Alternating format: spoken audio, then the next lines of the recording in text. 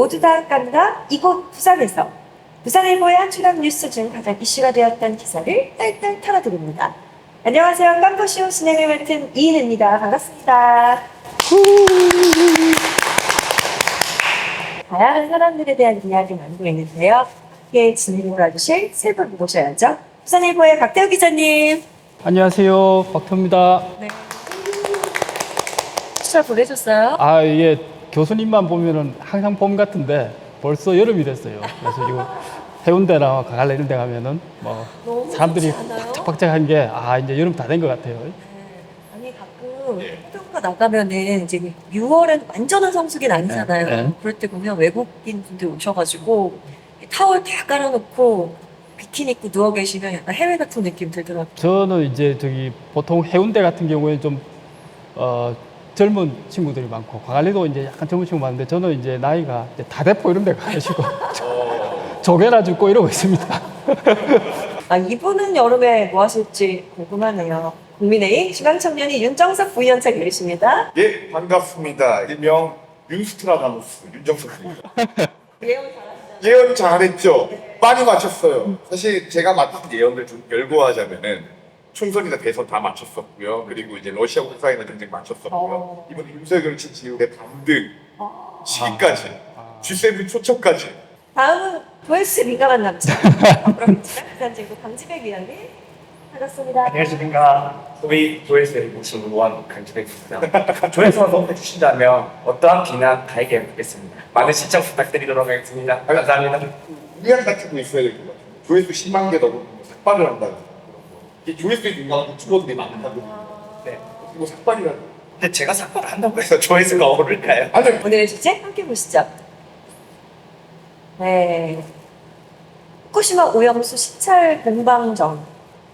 올여름 일본에서 후쿠시마 오염수를 희석해서 100만 톤을 바다에 방류하겠다고 발표했었고 지난달 24일에 이 정부가 현장 점검을 떠났었죠. 다들 잘 아시겠지만은 2011년에 이제 동일본 대지진이 났을 때 이제 도쿄 전력이 운영하는 그 후쿠시마 원전에 그 냉각 장치가 고장이 나가지고 그 원자로가 녹아내렸습니다. 그 당시에 이제 그 해결료를 시키려고 이제 물을 갖다가 이렇게 많이 쏟아부었는데 그게 지금 한 1000개 저장 탱크에 정확하게 말하면 한 140만 톤 정도가 지금 보관되고 있답니다. 그래서 이걸 갖다가 이제 양으로 치면은 비교가 될지 모르겠는데 지금 어린이 대공원에 있는 성지곡 수원지 그 저수량 한 2배 정도 되는 양이라 그러는데요.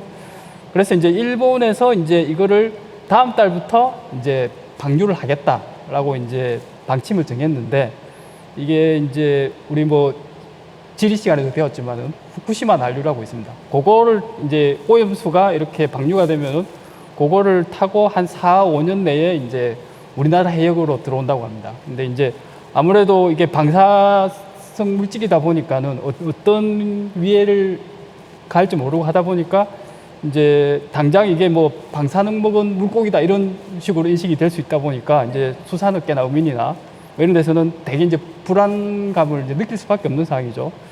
거기다가 이제 벌써 이제 부산의 횟집들 같은 경우에 후쿠시마 오염수 이야기 때문에 손님 줄었다 이런 이야기까지 벌써 나오고 있는데요. 예.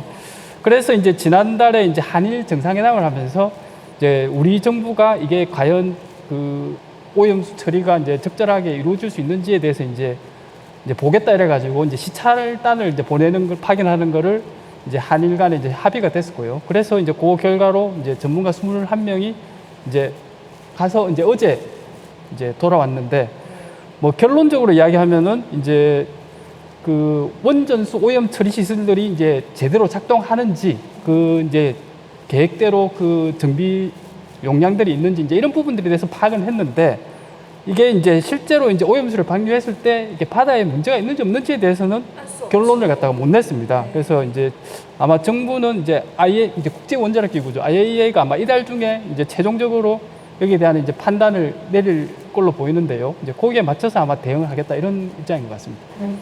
국민 입장에서는 되게 찝찝하잖아요. 예. 특히 또 부산 같은 경우에는 그렇죠. 예. 비중이 굉장히 높고 그렇죠. 관광객들이 와가지고 사실 먹는 게 해산물밖에 없는데 예.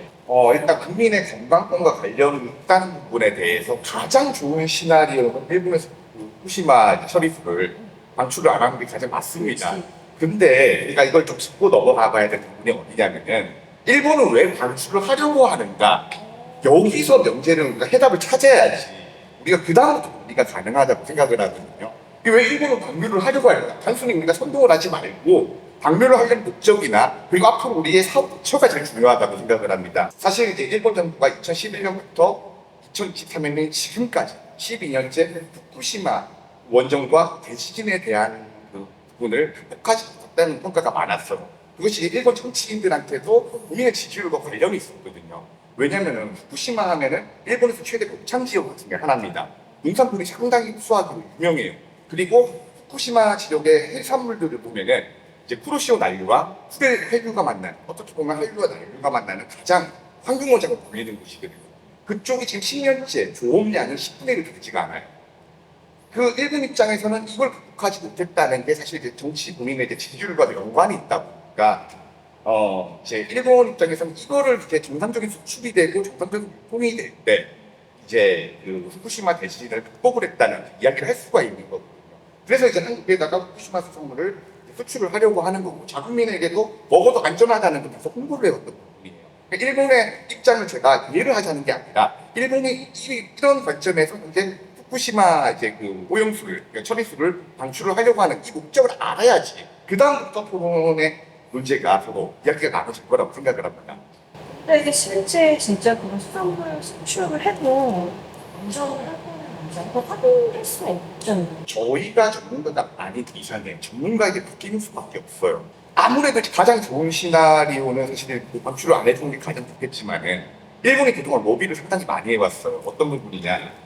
이제 지금 G7 국가들 있죠. 서구 국가들이나 아니면 이제 미국이나 할 것 없이 많은 이제 안전하다는 그런 로비들을 통해 가지고 그동안 이제 여기에 대한 위험성이 없다는 걸 많이 홍보를 했었거든요.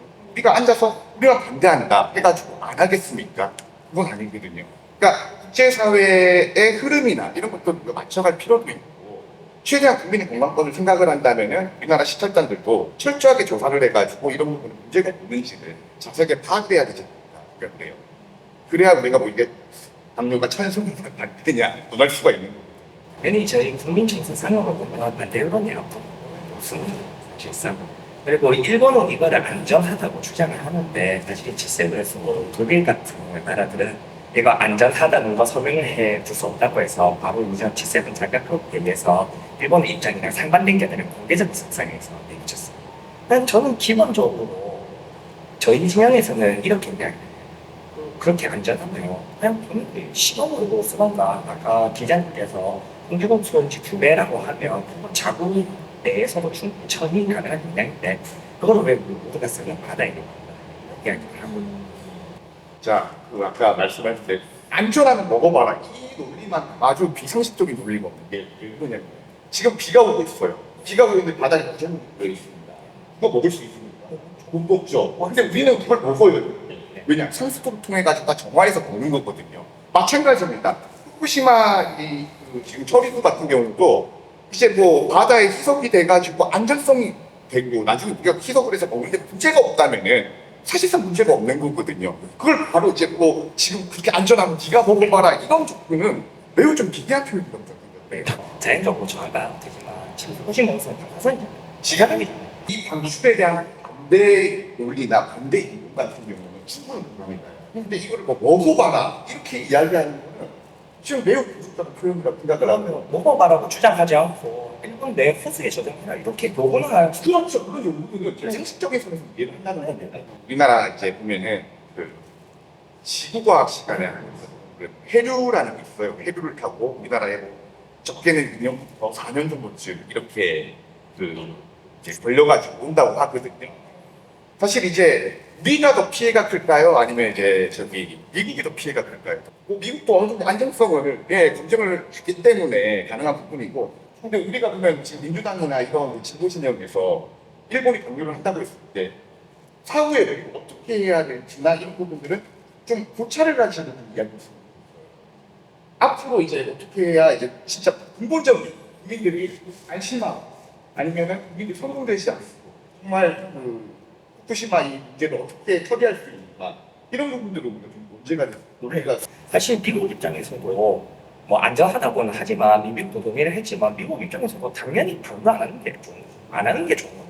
안 하는 게 좋은데 그 좋은 걸 안 하고 굳이 바다에다 버리겠다고 하니까 저희는 상식적인 선에서 이거는 좀 아니다라고 이야기할 수 있어야 되죠. 정부라면 그렇게 해야 되고요. 국민들이 그렇게 생각하면 정부의 철학과 맞지 않더라도 어느 나라처럼 이양생을 해야죠. 그래요. 저도 뭐 이제 우리나라가 그 수산물 소비량이 세계 1위입니다. 한국 사람들이 불안해하는 거는 너무나도 잘 알고 있어요. 우리 또 대륙 좋아하잖아요. 그렇죠. 그 수산물의 그럼. 부산 지역 같은 경우에는 이게 또 싱싱하게. 그렇죠, 그렇죠. 멸치도 좋아해요. 같이 기장 한번 가시고. 아, 그러니까요. 이제 이런 것들에 대한 우리가 뭐 올바른 비판이나 올바른 이제 반박 같은 경우는 얼마든지 제가 생각해볼 수 있다고 생각을 하는데 이게 뭐 당장에 이제 뭐 방사능으로 통해 가지고 사람들이 막 돈을 줄인다거나 이런 뭐 시민단체들이나 극단적인 좌파 진영에 이상한 논리에는 현혹이 안 됐으면 좋겠어요. 그때부터 객관적인 비판 자체가 불가능해지거든요. 선동밖에 안 되고. 그러니까 우리가 반대를 하더라도 이제 올바르게 반대를 했으면 좋겠고 참 어렵네요. 네. 단순히 그냥 뭐 후쿠시마 오염수 방류다라고만 하면 되는데 정치적인 부분도 좀 섞여 있고 그리고 수입, 뭐 수출 그런 부분도 섞여 있고 이러다 보니까 정말 머리가 너무 아프고 하는데요. 일본 하면 최근에 가장 큰 이슈가 후쿠시마 오염수 방류인데요. 또 하나가 있죠. 부산에 우길기르단 일본 자위대 함정이 입항했었잖아요. 여기에 대해서도 뭐 이슈가 굉장히 많았던 것 같아요. 예. 네. 제가 오늘 뭐 아까 일본이 원전 처리수를 방류하려는 이유에 대해서 이야기를 했다면은 일본들이 좀그 우길기에 대해서 어떻게 생각을 하는가 좀 궁금하다. 사실 이야기를 하고 싶어요. 전 세계에서 가장 오래된 국기가 뭔지 혹시 알고 계십니까? 세계 모든 나라 국기 중에서 이게 뭐예요? 아니요 일장기예요. 정확하게. 아니, 이 일본의 창세 신화를 혹시나 이제 보신 분들은 아시겠지만은 일본의 창세 신화와 일본 국기는 좀 많이 연관이 되어 있습니다. 그러니까 그 아마테라스라고 하죠. 일본의 태양신을 이제 숭배하는 풍습에서 일본의 어떻게 보면은 천황 자체가 아마테라스의 손주인 니니기를 통해 가지고 또 이제 천황이 탄생을 했고 어떻게 보면 일본의 전통적인 종교인 신토랑도 연관이 되어 있거든요. 태양을 숭배한다는 그런 이제 일본인들의 이런 모든 것들이 좀 담겨 있는 게 사실 이제 일장기예요. 근데 일장기에서 나중에 이제 어떻게 보면은 풍어나 아니면은 풍년을 상징한다는 그런 의미에서 이제 우길 문양들이 탄생을 했었거든요. 그것이 이제 메이지 유신을 통해 가지고 나중에 일본의 육군기와 사실 또 이제 해군기로 발전을 하기 시작을 했고 이것이 2차 세계대전에 일본이 그 전쟁을 일으킨 나라가 되면서 하나의 침략의 상징이 되어버린 거예요. 그러니까 일본 사람들 입장에서는 연합장이나 이런 게 후일 문양들이 많이 들어갑니다. 사실 말해가지고. 근데 우리나라 사람 입장에서는 달가울 수가 없죠. 침략의 상징이고 전쟁 피해국이다 보니까. 아픔이 생각나는 거죠. 그렇죠. 그래서 이제 그 입장이 사실 이해가 가요. 여기에 대해서 이제 반발을 하거나 화를 내는 사람들에 대한 입장은 이해가 갑니다. 하지만 이걸 역시 정치적으로 이용이 되고 있다는 건 너무나도 안타까워요. DJ 시절이나 노무현 참여정부 시절이나 문재인 대통령 시절 자체에 지금처럼 일본 군함이 들어와가지고 우길기가 휘날렸던 적이 있었거든요. 그때는 아무 말도 안 했어요. 근데 이번에서 들으니까 이거 문제 삼고 시작을 했다는 거죠. 사실 뭐 하태경 의원 이런 말을 했어요. 우길기가 파야 말도 안 되는 소리고 이건 말도 안 되는 소리고 우리나라 국민 정서도 생각을 해야 될 부분들은 분명히 있거든요. 그래서 이제 우길기라는 것에 대해서 일본인과 한국인의 시각이 많이 다르다는 거.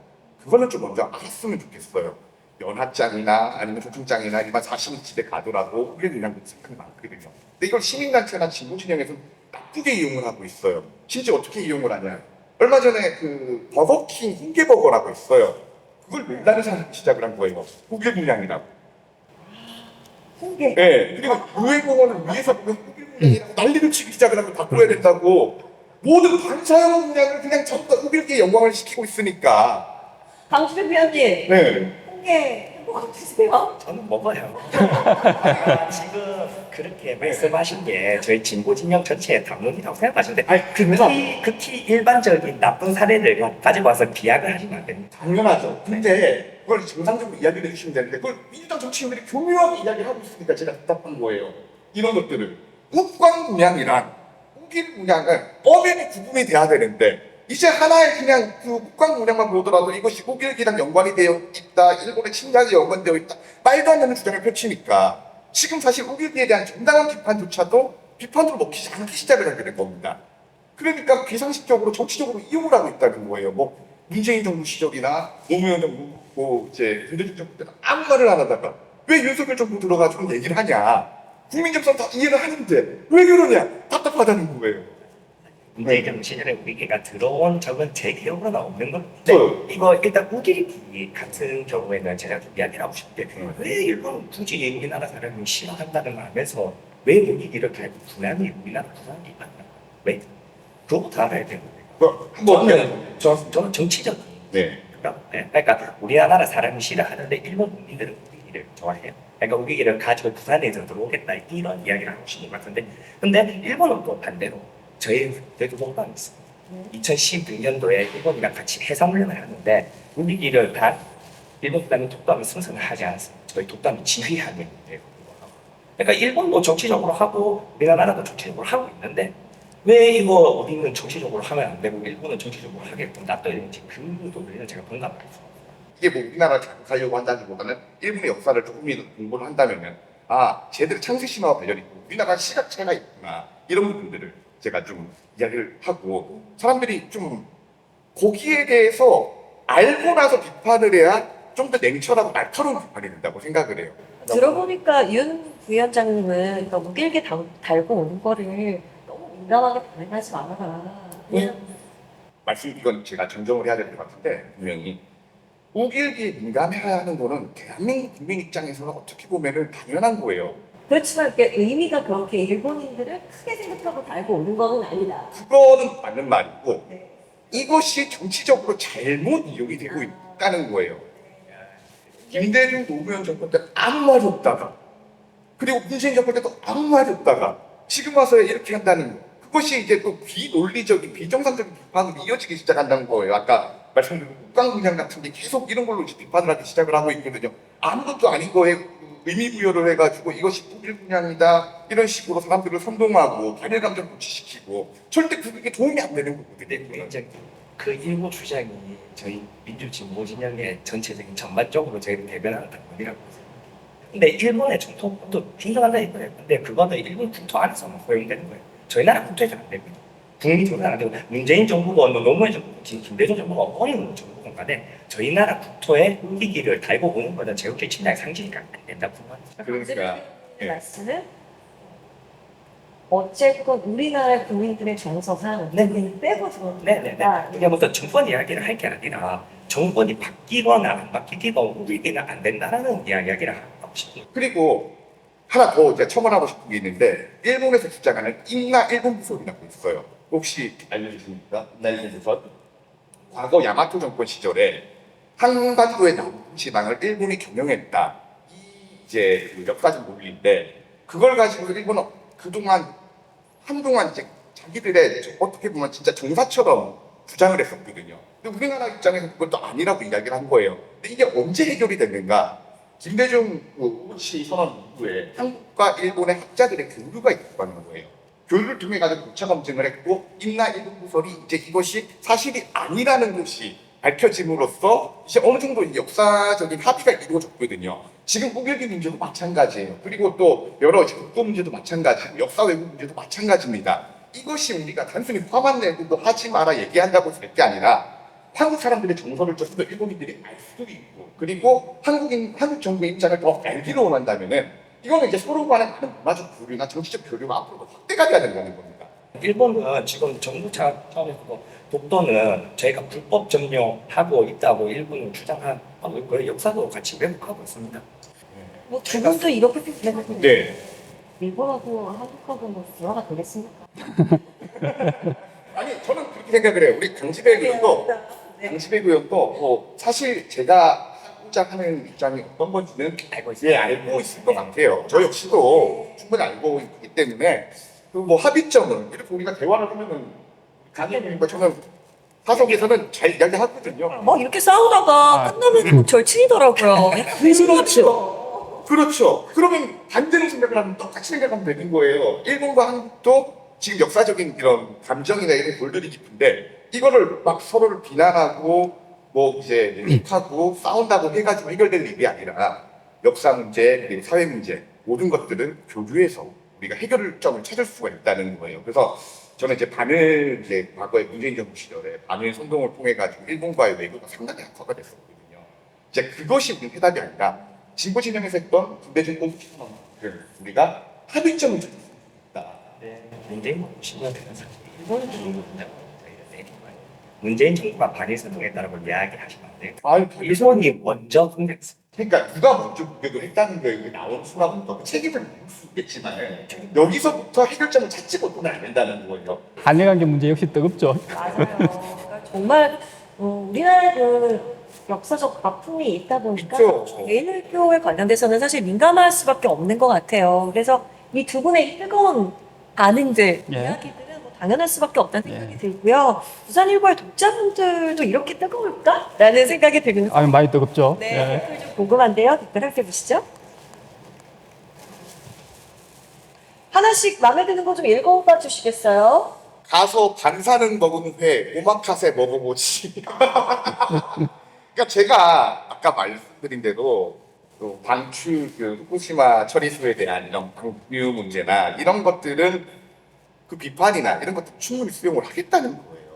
근데 이 잘못된 선동으로 인해 가지고 저런 극단적인 좀 비정상적인 이런 그 의견들이 나오기 시작한다는 거, 그것이 여론이 된다는 거죠. 이게 우려가 되는 거거든요.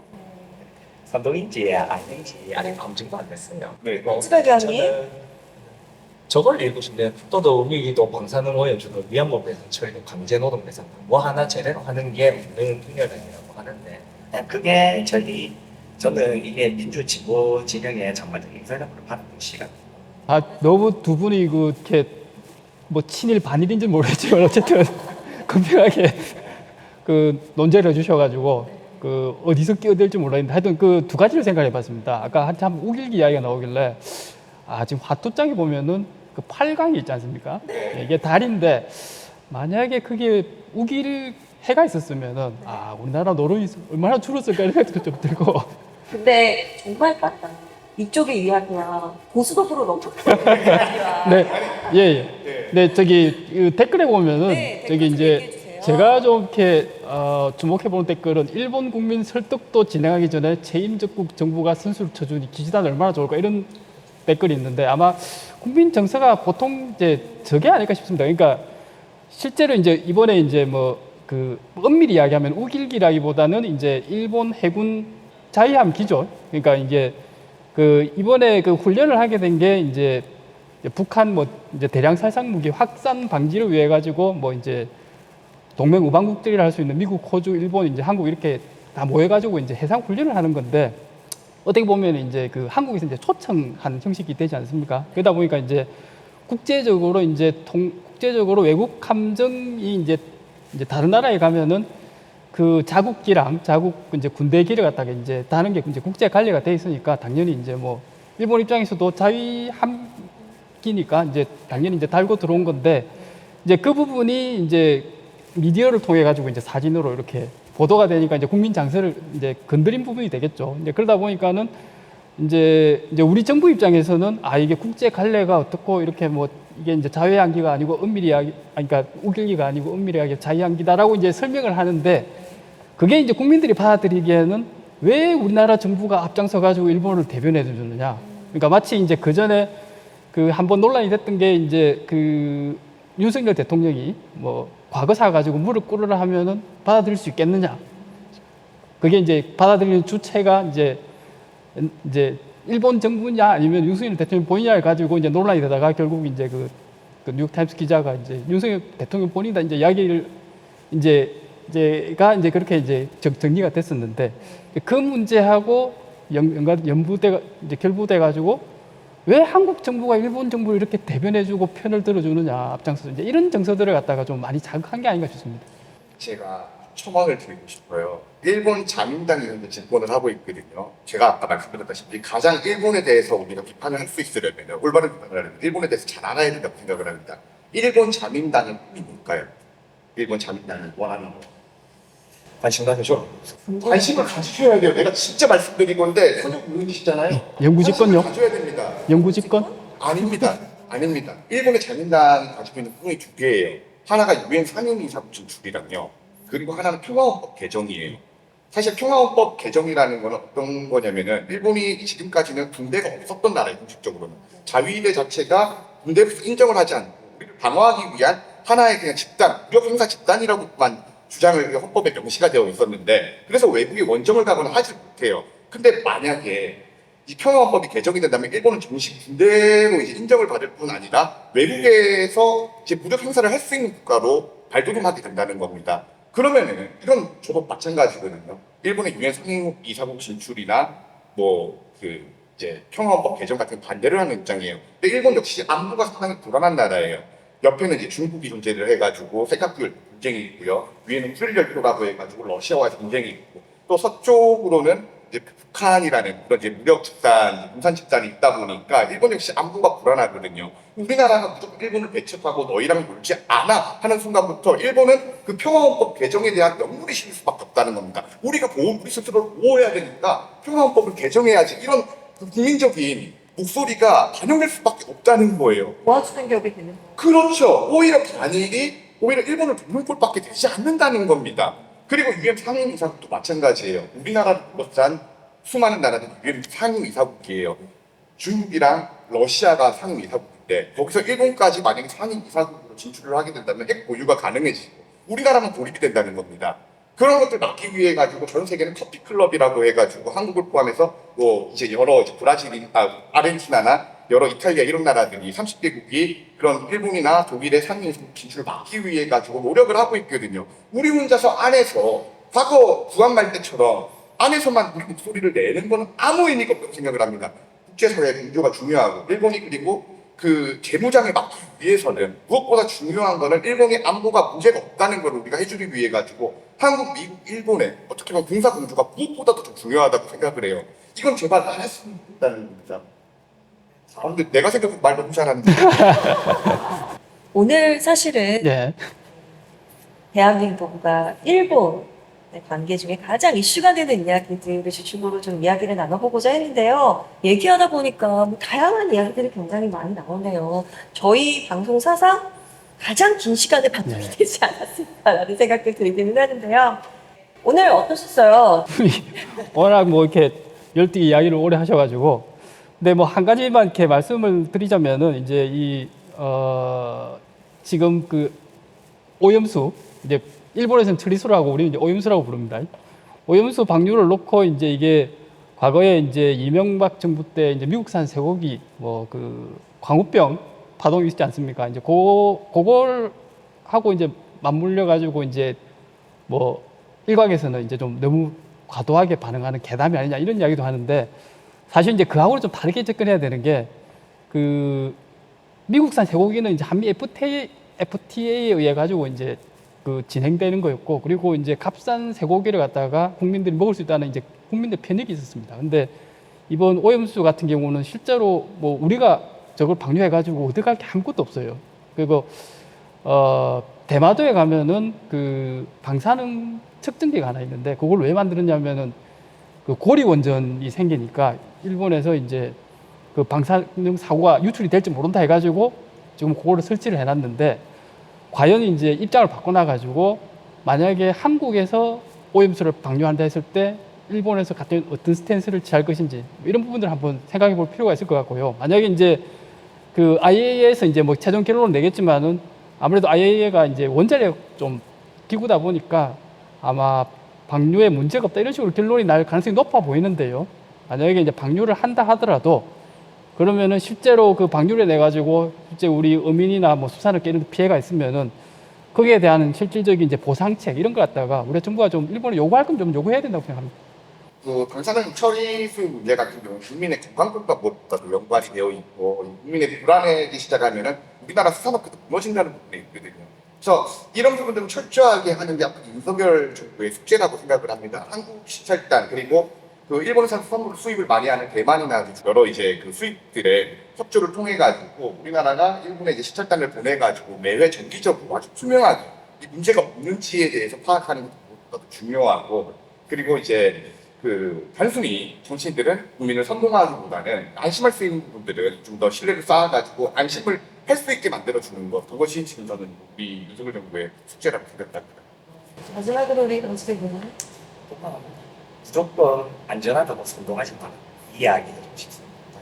네. 네. 마지막으로 이번 정부에 대해서 좀 외교에 대한 전반적인 평가를 내리자면 일단 첫 번째 바이든이냐 날리건이냐 가지고 정국민 듣기 평가하셨고 그다음에 정권이냐 군직이냐로 전국민의 어휘력 테스트 하셨고요. 제가 이번에는 두 번째 말씀 죄송한데요. 아니 나도 모르겠어요. 네. 알겠습니다. 날리는 나도 모르겠어. 세 번째로는 이거 하태경 의원인데 전국민 특혜를 찾기를 하고 있습니다. 이게 왜 정상인가? 우리가 너무 일본의 편에 생각하다가 나쁘다는 게 아니라 너무 일본의 편에 서서 우리가 생각하다 보면 우리 스스로 오류를 가진 게 아닌가. 그런 점검을 해야 될 때라고 생각합니다. 네. 오늘 데이를 표현한 여러 가지 이야기 나눠봤는데요. 다음 시간에 또 흥미로운 주제로 찾아뵙겠습니다. 오늘 방송은 2차 전지 분야의 글로벌 리더 금영과 함께합니다. 시청해주신 여러분 고맙습니다. 고맙습니다.